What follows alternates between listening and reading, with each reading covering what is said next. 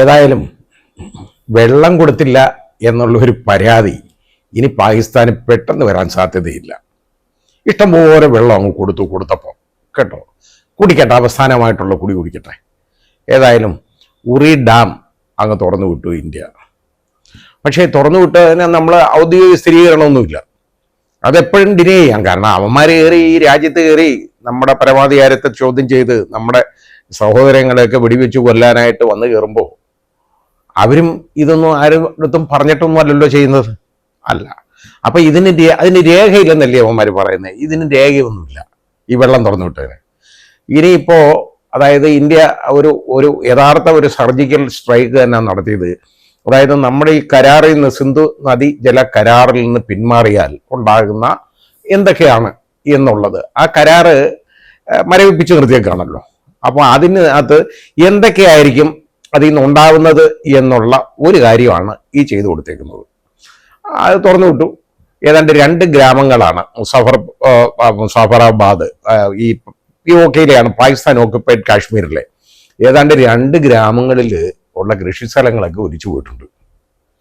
ഉണ്ടാവും, ജനങ്ങൾക്ക് ബുദ്ധിമുട്ട് വരും, വരാതിരിക്കുന്നതിന് കാര്യമൊന്നുമില്ല. പക്ഷേ അതിവിടെ അതിലും വലിയ ദ്രോഹം ചെയ്തിട്ടിരിക്കല്ലേ.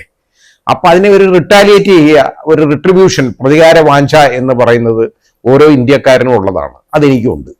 അപ്പം അങ്ങനെ വരുന്നവരെ ഇതിനെ ഞാൻ ന്യായീകരിക്കത്തേ ഉള്ളൂ. ഇന്ത്യ ഗവൺമെന്റിനെ പറയുകയും ചെയ്യാം, ഞങ്ങളൊന്നും തുറന്നൊന്നും വിട്ടിട്ടില്ല, ഇതിനെന്താ രേഖയുള്ള തുറന്നു വിട്ടതിന് യവന്മാരുടെ കയ്യിൽ രേഖ ഉണ്ടാക്കി കൊണ്ടുവരട്ടെ.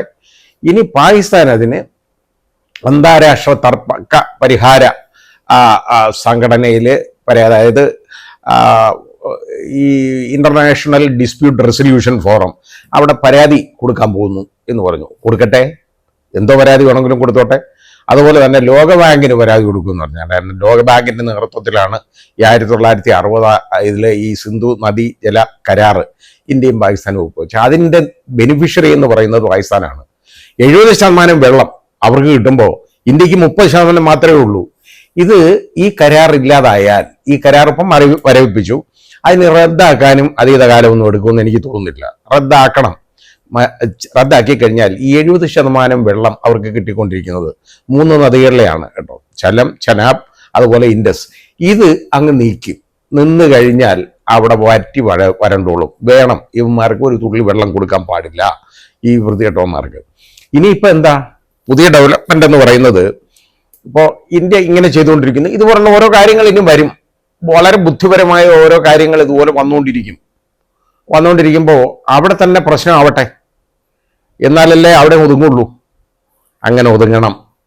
പിന്നെ കയറി അങ്ങ് അടിക്കുക എന്ന് പറയുന്നതല്ല വേണ്ടത്. അതൊക്കെ നമ്മുടെ വികാരപരമായ കാര്യമാണ്. വൈകാരികമായിട്ട് നമ്മൾ പെട്ടെന്ന് അങ്ങ് ചിന്തിക്കരുത്, കയറി ഒന്നും ചെയ്യരുത്. ഇന്നലെ ഇന്ത്യൻ പ്രധാനമന്ത്രിയുടെ മൻ കി ബാത്തിനകത്ത് അദ്ദേഹം പറഞ്ഞ ഒരു കാര്യം വളരെ വികാരനിർഭരമായ ഒരു പ്രസംഗമായിരുന്നു അദ്ദേഹത്തിൻ്റെത്. പറഞ്ഞത്, ഇതൊന്നും വെറുതെ വിടത്തില്ല, ഇതിന് കൂടെ തന്നെ ഉണ്ട്, ഈ മരിച്ചുപോയവരുടെ കണ്ണീരൊപ്പുന്ന കാര്യങ്ങൾ ചെയ്യും എന്ന് പറഞ്ഞാൽ അതിൻ്റെ അർത്ഥം ഉറപ്പായിട്ടും അറ്റാക്ക് പ്രതീക്ഷിക്കാം. അത് ഏതൊക്കെ വിധത്തിൽ എപ്പോഴെന്നൊന്നും പറയുന്നതല്ല, അങ്ങനല്ല വേണ്ടത്. കാരണം അവർ പ്രതീക്ഷിക്കാതിരിക്കുന്ന സമയത്ത് വേണം അടിക്കാൻ. ആ രീതിയിലേ ചെയ്യാവുള്ളൂ. അല്ലാതെ ഇപ്പം അവന്മാർ വളരെ പ്രതീക്ഷയിലിരിക്കുകയാണ്, കാരണം ഇന്ത്യ ഇങ്ങനെ ചെയ്യും, അങ്ങനെ ചെയ്യാൻ പോകുന്നു. ഒരുപാട് രാജ്യങ്ങളോട് അവർ സഹായം അഭ്യർത്ഥിച്ചു, ആരും കൊടുക്കാൻ തയ്യാറാണ്. പക്ഷേ ചൈന കണ്ടോ, ചതിയന്മാരാണ് അവർ. ഇന്നലെ പൂർണ്ണ പിന്തുണയാണ് പാകിസ്ഥാന്. എന്തോന്നിന് പിന്തുണ? പാകിസ്ഥാന്റെ ആവശ്യം എന്ന് പറയുന്നത് ഒരു നിഷ്പക്ഷമായ അന്വേഷണം വേണം. എന്ത് അന്വേഷിക്കണമെന്നാണ് പറഞ്ഞേക്കുന്നത്? ഇന്ത്യയിൽ 26 പേര് കൊല്ലപ്പെട്ടില്ല എന്നാണോ അന്വേഷിക്കേണ്ടത്? കൊല്ലപ്പെട്ടുണ്ടോ എന്നുള്ള അന്വേഷണമാണ് വേണ്ടത്. ഇവിടെ രാമേന്ദ്രൻ ഉൾപ്പെടെയുള്ള ആളുകളെ നമുക്ക് കാണിച്ചു കൊടുക്കാനുണ്ട്. കൊല്ലപ്പെട്ട ആളുകളെ 26 പേര് കൊല്ലപ്പെട്ടു, കുറെ പേര് ആശുപത്രി കിടക്കുന്നു, ഒരുപാട് കുടുംബങ്ങൾ വഴിയാധാരമായി. ഇത് ആരെ കാണിച്ചു കൊടുക്കണം? അപ്പൊ മരണത്തെക്കുറിച്ച്, കൊലപാതകത്തെക്കുറിച്ചുള്ള അന്വേഷണമല്ലേ വേണ്ടേ? ആര് ചെയ്തെന്ന്, ആര് ചെയ്യുന്ന അവന്മാരെ ഏറ്റു പറഞ്ഞിട്ട് പിന്നെ ഇനി ആര് ചെയ്യുന്ന അന്വേഷിക്കേണ്ട കാര്യം എന്താണ്? സമ്മതിച്ച കാര്യം അവിടുത്തെ ആഭ്യന്തരമന്ത്രി ആദ്യം പറഞ്ഞെന്താണ്? ഇത് ഈ ഭീകരരെന്ന് പറയുന്ന ആൾ അവർ ഭീകരരൊന്നുമല്ല, അവർ സ്വാതന്ത്ര്യ സമര സേനാനികളാണെന്നാണ്. സ്വാതന്ത്ര്യം ആർക്ക്? സ്വാതന്ത്ര്യം ഏത് സ്വാതന്ത്ര്യം വേണ്ടിയേ? പാകിസ്ഥാന്റെ സ്വാതന്ത്ര്യമോ? ഇനി അത് മാത്രമല്ല, അത് കഴിഞ്ഞിട്ട് അവിടുത്തെ പ്രതിരോധ മന്ത്രി ഉണ്ടല്ലോ, ആദ്യം വീമ്പിളക്കി എന്താണ് പറഞ്ഞത്? 30 വർഷമായിട്ട് വിമ്പളക്കേരളം ഉള്ളതാണ് ആ പറഞ്ഞത്. സത്യം അങ്ങ് പറഞ്ഞുപോയി അബദ്ധത്തില്. 30 വർഷമായിട്ട് ഈ ഭീകരരെ സഹായിച്ചുകൊണ്ടിരിക്കുകയാണെന്നാണ്. ഇവരെ ചെല്ലും ചെലവും ഒക്കെ കൊടുത്ത് പോറ്റി കൊണ്ട് നടന്നു. എന്തിന്? ഇന്ത്യ ഉപദ്രവിക്കാൻ മാത്രം, വേറൊന്നിനുമല്ല. ആ പാകിസ്ഥാനും ബഹളം ഉണ്ടാക്കാനല്ല ഇവരെ ചെല്ലും ചെലവും കൊടുത്ത് വളർത്തിയത്. ഈ ലഷ്കർ-ഇ ത്വയ്ബയൊക്കെ ഇവർ കാത്തു സൂക്ഷിക്കുന്നത് ഇന്ത്യയെ ഉപദ്രവിക്കാനാണ്. നമ്മുടെ രാജ്യത്ത് കടന്നു കയറാനും ഇന്ത്യയുടെ കാര്യങ്ങളിൽ ഇടപെടാനും നിരപരാധികളെ ഇവിടെ കൊന്നൊടുക്കാനുമാണ്. കാശ്മീരിൽ അശാന്തി വിതയ്ക്ക്, അതാണ് അവർക്ക് വേണ്ടത് ആദ്യം.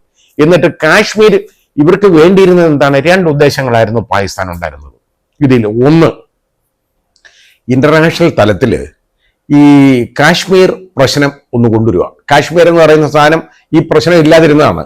കാരണം ഇന്ത്യയുടെ അവിഭാജ്യ ഘടകമാണ് കാശ്മീർ. അത് മുഴുവനും അതാണെന്ന് ഞാൻ പറയുന്നത്. POK എന്ന് പറയുന്നത് തന്നെ അങ്ങനെ വേണ്ട, ഇനി അത് ഇന്ത്യയുടെ ഭാഗമാണ്. അപ്പൊ അത് അന്തർദേശീയ തലത്തിൽ കാശ്മീർ പ്രശ്നം കൊണ്ടുവന്നു. കാശ്മീരിലെ ജനങ്ങൾക്ക് സ്വാതന്ത്ര്യം വേണം. എന്തോ സ്വാതന്ത്ര്യം അവിടെ ഇല്ലാത്ത? അവർക്ക് എല്ലാ സ്വാതന്ത്ര്യമുണ്ട്. അവിടെ നല്ല ഉയർച്ചയിൽ വന്നുകൊണ്ടിരുന്നതാണ്. ഇപ്പോൾ കഴിഞ്ഞ ഒരു 2 പ്രാവശ്യമായിട്ട് സീസണായിട്ട് അവിടെ ആ ടൂറിസ്റ്റ് വ്യവസായം തഴച്ചു വന്നതാണ്. അവിടുത്തെ ആളുകളുടെ പട്ടിണി മാറി. യുവന്മാർക്ക് അത് സഹിക്കത്തില്ല കണ്ടു കഴിഞ്ഞാൽ. അതാണ് പ്രശ്നം. അപ്പൊ എങ്ങനെയെങ്കിലും ഇവിടെ കയറണം. ഇവിടുത്തെ ഒരു ചെറിയ ഭാഗത്തിന്റെയൊക്കെ സഹായം യവന്മാർക്ക് ഭീകരർക്കൊക്കെ കിട്ടും. പക്ഷെ അതൊക്കെ അടിച്ച് നിരത്തിക്കൊണ്ടിരിക്കുകയാണ്. അവരുടെ ഉദ്ദേശം ഒന്ന് അതാണ്. അതായത് എന്നിട്ട് പാകിസ്ഥാന്റെ പ്രശ്നം, പാകിസ്ഥാൻ ഇതിനകത്ത് അവകാശവാദം ഉന്നയിക്കുന്നു. കാശ്മീർ പ്രശ്നം ഉയർത്തി അന്താരാഷ്ട്ര തലത്തിൽ കൊണ്ടുവരണം. ഒന്ന്, യഥാർത്ഥ അതൊരു ചർച്ചയാക്കാൻ അവർക്ക് പറ്റിയെന്നുള്ള സത്യം. പക്ഷേ ആ ചർച്ച കൊണ്ടൊന്നും കാര്യമൊന്നുമില്ല. പണ്ട് ഈ പ്രശ്നം വന്നിരുന്നെങ്കിൽ ഇടപെടാൻ ഒരുപാട് രാജ്യങ്ങൾ ചിലപ്പോൾ കണ്ടിരുന്നേനെ. പക്ഷെ ഇന്നുണ്ടല്ലോ, ഇന്ത്യ ഒരു വൻശക്തിയാണ്. ഇന്ത്യയോടെ പിടിച്ചു നിൽക്കാനൊക്കാത്തത് കൊണ്ട് വേറെ ആരും അതിൽ കയറി ഇടപെടും എന്ന് നമ്മൾ കരുതണ്ട. അമേരിക്ക ഏതായാലും ഇന്ത്യക്ക് പിന്തുണ പ്രഖ്യാപിച്ചിട്ടുണ്ട് ഈ കാര്യത്തിലൊക്കെ. ഇതില് ചൈന, അതാണ് നമ്മൾ കരുതേണ്ടത്. ചൈന ചെയ്ത എന്താണ്? ചൈന ചെയ്തത് നേരെ പാകിസ്ഥാന് പൂർണ്ണ പിന്തുണയാണ്. എന്തിന് പിന്തുണ ഇവർ കൊടുക്കുന്നു? എന്തിനാണ് പിന്തുണ? ഇവിടെ ഇതുപോലെ ഭീകരവാദം നടത്തുന്നതിനും ഭീകര ആക്രമണങ്ങൾ നടത്തുന്നതിനും ഉള്ള പിന്തുണയാണോ കൊടുക്കേണ്ടത് ചൈന? വൃത്തികെട്ടവന്മാരെ ആലോചിക്കണം അത്. പക്ഷേ അതിന് ഇന്ത്യ ശരിയായ മറുപടി കൊടുക്കും എന്ന് നമുക്ക് പ്രതീക്ഷിക്കാം. ഇപ്പോ ഈ ഭീകരന്മാരുണ്ടല്ലോ ഇവിടെ, ഈ നിരപരാധികളെ കൊന്നൊടുക്കിയവന്മാര്, അവന്മാര് ഓട്ടത്തിലാണ്, ഓടിക്കൊണ്ടിരിക്കുകയാണ്. നമ്മൾ റൺ ബേബി റൺ എന്ന് പറയുന്നത് നടന്നുകൊണ്ടിരിക്കുക, ഓടിക്കൊണ്ടിരിക്കുക. അവന്മാര് ഇപ്പൊ 4 വെച്ച് അവരെ ഐഡന്റിഫൈ ചെയ്തു. നമ്മുടെ സേന ഐഡന്റിഫൈ ചെയ്തിട്ടുണ്ട്. അവരുമായിട്ട് ഒരിടത്ത് വെച്ച് ഏറ്റുമുട്ടൽ ഉണ്ടായി. അവസാനം ഉണ്ടായത് ത്രാൽ മേഖലയില് കോക്കർനാഗ് എന്ന് പറയുന്ന സ്ഥലത്താണ് ഇപ്പൊ അവരുള്ളത്. അവന്മാർ അവിടുത്തെ വനത്തിലേക്ക് കയറിയേക്കാണ്. നിമിട്ടമായ വനമുണ്ട് അവിടെ, അതിനകത്തേക്ക് കയറിയേക്കാണ്. അവന്മാർക്ക് ആഹാരം കഴിക്കാനില്ല. ഇന്നലെ രാത്രി വന്നൊരു വീട്ടിൽ നിന്ന് വന്ന് ആഹാരം എടുത്തു. കാരണം അത് ചോദിച്ചു, അവർ കൊടുത്തൊന്നുമല്ല, അങ്ങ് കയറി എടുക്കല്ലേ, എടുത്തു കഴിഞ്ഞിട്ട് അപ്പോഴത്തേക്ക് നമ്മുടെ സേന അവരെ വളഞ്ഞപ്പോഴത്തേക്ക് അവിടുന്ന് ആഹാരം കൊണ്ടുകൂടി രക്ഷപ്പെടുകയാണ്. ഓടിക്കൊണ്ടിരിക്കുകയാണ്. ഓടട്ടെ. എൻ്റെ അഭിപ്രായത്തിൽ അവന്മാരെല്ലാം വേടി വെച്ച് തകർക്കണം. ഒരുത്തിനെങ്കിലും, ആ ഒരു പാകിസ്ഥാനി 2 ഉള്ളതിൽ ഒരുത്തിനെങ്കിലും ജീവനോടെ പിടിക്കണം. പക്ഷെ അവൻ പിന്നെ അനങ്ങരുത്, ആ രീതിയിലാക്കിക്കോട്ടെ, ജീവനോടെ അവനെ പിടിക്കണം. കാരണം അവൻ പാകിസ്ഥാനിയാണെന്നും ഇതാണ് കാരണമെന്നും ലോകമൊന്നും അറിയണം, മനസ്സിലാക്കണ്ടേ. ഇവര് സമ്മതിച്ച കാര്യമാണെങ്കിൽ പോലും ഇവർക്ക് തെളിവല്ലേ വേണ്ടത്. തെളിവ്, ആ ജീവിച്ചിരിക്കുന്ന ഒരു തെളിവ് കൊടുക്കാനായിട്ട് ഒരുത്തനെ പിടിക്കണം. എന്നിട്ട് അജ്മൽ കസബിന് സംഭവിച്ചറിയാമല്ലോ. നമ്മൾ വിചാരണ നടത്തി അവനെ അവസാനം തൂക്കിക്കൊല്ലാൻ വെച്ചു, അത് ശിക്ഷ നടപ്പാക്കി എന്ന് പറഞ്ഞതുപോലെ ഇവനെ നിയമത്തിന് ഒപ്പി കൊണ്ടുവരണം. ബാക്കിയൊക്കെ നിയമം മിലിറ്ററി തന്നെ ചെയ്യട്ടെ, അതാ വേണ്ടത്. ഇത് ഇപ്പോ എന്നിട്ട് അങ്ങനെയുള്ള സഹായിക്കുന്ന ആർക്ക് എന്ത് സഹായം കൊടുത്താലും ആ സഹായം കൊടുക്കുന്നവരെല്ലാം പിടിക്കണം, അതാ വേണ്ടത് ഇവർക്ക്, ഈ ഭീകരർക്ക്. പക്ഷേ ഭീകരർക്ക് സഹായം ഒന്നും ഇപ്പോൾ അവിടുന്ന് കിട്ടുന്നതിന് പകരം എന്താണെന്നറിയാം, നമ്മുടെ സുരക്ഷാ സേനയ്ക്ക് കറക്റ്റായിട്ട് ആ അവിടുത്തെ കാശ്മീരികൾ വിവരം കൊടുക്കുന്നു. യവന്മാരെ കണ്ടു, ഇന്നടത്തുണ്ട് എന്ന്. അത് വളരെ വലിയ നേട്ടമാണ്. അങ്ങനെയാണ് അപ്പൊ കാശ്മീർ ആ ജനങ്ങൾ മുഴുവൻ തിരിഞ്ഞു എന്നുള്ളതാണ്. ഇപ്പൊ ഇവർ വിചാരിച്ചിരുന്ന, ഞാൻ പറഞ്ഞ ആദ്യത്തെ ഉദ്ദേശം ഇത് അന്താരാഷ്ട്ര തലത്തിൽ ചർച്ചയാക്കാം. രണ്ടാമത്തെ ഉദ്ദേശം എന്ന് പറയുന്നത് എന്താണെന്നറിയോ, ഇന്ത്യയിൽ മതസ്പർദ്ധ വളർത്തി കാശ്മീരിനെ തകർക്കുക, ഇന്ത്യയെ തകർക്കുക. അതായത് ഹിന്ദുക്കളും മുസ്ലിങ്ങളും തമ്മിലുള്ള പ്രശ്നം ആയിട്ട് ഇത് മാറ്റിയെടുക്കുക. അപ്പോൾ ഇവിടെ കലാപം ഉണ്ടാക്കുക എന്നുള്ളതാണ്. പക്ഷേ അവരുടെ ഉദ്ദേശം നടന്നില്ല. ഇപ്പൊ ഇന്ത്യക്കാരെല്ലാം ഒറ്റക്കെട്ടായിട്ട് അങ്ങ് മാറിയതോടുകൂടി, ഈ സംഭവത്തോടുകൂടി ഒരു വലിയ നാഷണൽ ഇന്റഗ്രേഷൻ ഉണ്ടായി എന്നുള്ളതാണ് ഈ ഈ പാകിസ്ഥാൻ പ്രതീക്ഷിക്കാതെ ഉണ്ടായ ഒരു കാര്യം. അങ്ങനെ തന്നെ വേണം എന്നും ഇതുപോലെ തന്നെ വേണം. ഇന്ത്യക്ക് വേണ്ടി എല്ലാവരും നിലകൊള്ളണം, മാതൃരാജ്യത്തിന് വേണ്ടി എല്ലാവരും നിലകൊള്ളണം. അതാണ് നമുക്ക് ചെയ്യേണ്ടത്. ഇനിയിപ്പോ എന്തൊക്കെ പറഞ്ഞാലും ശരി, പാകിസ്ഥാൻ വിചാരിക്കുന്ന ഈ പണികളൊന്നും നടക്കാൻ പോകുന്നില്ല. ഏതായാലും യാതൊരു കാര്യവും ഇങ്ങനെയുള്ള കാര്യങ്ങൾ പാകിസ്ഥാൻ വിചാരിക്കുന്നത് നടക്കത്തില്ല. അതുപോലായി ഇനി അവസാനം ചൈനയുടെ സഹായം. ചൈന പൂർണ്ണ പിന്തുണ കൊടുക്കും. പാകിസ്ഥാന്റെ അഖണ്ഡതയ്ക്ക് എന്തെങ്കിലും സംഭവിച്ചാൽ അതി കയറുമെന്ന് എന്ന് പറഞ്ഞു കഴിഞ്ഞാൽ ഇന്ത്യ പാകിസ്ഥാനെ ആക്രമിച്ചാൽ ചൈന കയറുമെന്നാണ്. സാരമുള്ളതല്ല. കാരണം നമ്മൾ ഇന്ന് പ്രതീക്ഷിക്കേണ്ട ശത്രുക്കളായിരുന്നു പാകിസ്ഥാനും ചൈനയും. ചൈന എപ്പോഴും ഇന്ത്യയെ ശല്യം ചെയ്തുകൊണ്ടിരിക്കുകയാണ്, അതേപോലെ തന്നെ പാകിസ്ഥാനും. അപ്പോൾ ഇത് തമ്മിൽ വ്യത്യാസമൊന്നുമില്ല. അപ്പൊ അവർക്ക് എന്താണെന്നറിയോ, പാകിസ്ഥാൻ അല്ല ചൈനയെ സംബന്ധിച്ചിടത്തോളം, അതായത് അവരുടെ എനിമി, അതായത് നമ്മുടെ എനിമി എന്ന് പറയുന്നത് അവരുടെ ഫ്രണ്ടാണ്. ഇതാണ് അവരുടെ കാര്യം. നമ്മുടെ ശത്രു അവരുടെ സുഹൃത്ത്. അതായിരിക്കും ശത്രുവിന്റെ ശത്രു മിത്രമല്ലേ. നമ്മളെ ശത്രുതയോടുകൂടി ചൈന കാണുന്നു. നമ്മുടെ പാകിസ്ഥാൻ നമ്മുടെ ശത്രുവാണ്. അപ്പോൾ ശത്രുവിന്റെ ശത്രു എന്ന് പറയുന്നത് മിത്രമായിട്ടാണ് യവന്മാരെ കണക്കാക്കിയെടുക്കുന്നത്. പക്ഷേ അൾട്ടിമേറ്റ്ലി ഇതിൽ നഷ്ടം വരാൻ പോകുന്നത് ചൈനയ്ക്കാണ്. കാരണം ഏറ്റവും വലിയ ഒരു ഉപഭോക്താവ് ചൈനയുടെ, അമേരിക്ക കഴിഞ്ഞാൽ ഇന്ത്യയാണ്.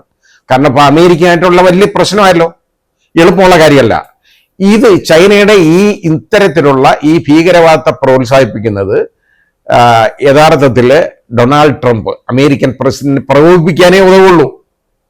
അത് അവർ തിരിച്ചറിയുന്നില്ല. പ്രകോപനം കൂടുന്തോറും ചൈനയ്ക്ക് നഷ്ടം കൂടിക്കൊണ്ടിരിക്കും. അത് തന്നെ അതിന് സംഭവിക്കാൻ പോകുന്നത്. അങ്ങനെ ആകണം. പിന്നെ അതേപോലെ തന്നെ ഇനി ഈ എന്തായാലും ഈ കരാറിൽ നിന്ന് ഇപ്പം മനസ്സിലായല്ലോ, ഇപ്പം പിടികിട്ടി തുടങ്ങിയിട്ടുണ്ട്. നെട്ടോട്ടത്തിലാണ് പാകിസ്ഥാൻ. എന്ത് ചെയ്യണം എന്നറിയാൻ വയ്യ. അങ്ങനെയാണ് അവസാനം പിന്തുണ അപേക്ഷിച്ച് ചൈനയോട് ചോദിച്ചത്. ചൈന കൊടുക്കാമെന്നും പറഞ്ഞു. നമുക്ക് ഈ പ്രതീക്ഷയേ ഉള്ളൂ ചൈനയെക്കുറിച്ച്. അല്ലാതെ തന്നെ ഇന്ത്യ വലിയ പ്രതീക്ഷയൊന്നും ചൈനയെക്കുറിച്ച് വെച്ച് പുലർത്തിയില്ല. പക്ഷേ അന്താരാഷ്ട്ര സമൂഹത്തിൽ ചൈനയ്ക്കൊരു വലിയ ദുഷ്പേര് വീണ്ടും ഉണ്ടാവും ഇതിൽ. കാരണം ഈ ഭീകരവാദികളായിട്ടുള്ള പാകിസ്ഥാനെ അവരെ പിന്തുണയ്ക്കുന്നു, പൂർണ്ണ പരസ്യമായിട്ട് പിന്തുണ കൊടുക്കുന്നു എന്നുള്ള ഒരു പേരുദോഷം അവർക്കുണ്ടാവും. എല്ലാവരും കണ്ടുകൊണ്ട് അന്താരാഷ്ട്ര സമൂഹം ഇത് നോക്കിയിരിക്കുകയല്ലേ. ഇത് ഇനി ഈ ചൈനയല്ല ആര് പറഞ്ഞു വന്നാലും ശരി, ഇന്ത്യക്കൊന്നും സംഭവിക്കാൻ പോകുന്നില്ല. അതുപോലുള്ള ശക്തിയാണ്. പിന്നെ ആണവായുധങ്ങൾ, ഇവിടെ ഖാജ പറഞ്ഞേക്കുന്നത് എന്താ, ആണവായുധങ്ങൾ അവർ അവിടെ പ്രദർശന വസ്തുക്കളല്ലെന്നാണ്. അല്ല, എടുത്ത് പ്രയോഗിക്കട്ടെ, അപ്പൊ വിവരം അറിഞ്ഞോളും. പ്രയോഗിക്കാൻ അവന്മാർ തുടങ്ങുന്നതിന് മുമ്പ് അവിടെ അടി വീണിരിക്കും. അത്രയേ ഉള്ളൂ. അതൊന്നും തിരിച്ചറിഞ്ഞാൽ മതി പാകിസ്ഥാൻ. ഏതായാലും എല്ലാവരും, അതായത് ഈ കാലത്ത് അതപ്പോ രാഷ്ട്രീയമായിട്ട് എല്ലാവരും ഈ ഗവൺമെന്റിനോടൊപ്പമാണ്. നമ്മുടെ ഒരു വ്യത്യാസമില്ല. എല്ലാ മതങ്ങളും മതപരമായ വ്യത്യാസങ്ങളെല്ലാം മറന്ന് ആളുകളെല്ലാം ഇപ്പോൾ ഒറ്റക്കെട്ടാണ്. അതുപോലെ ആയിരിക്കണം.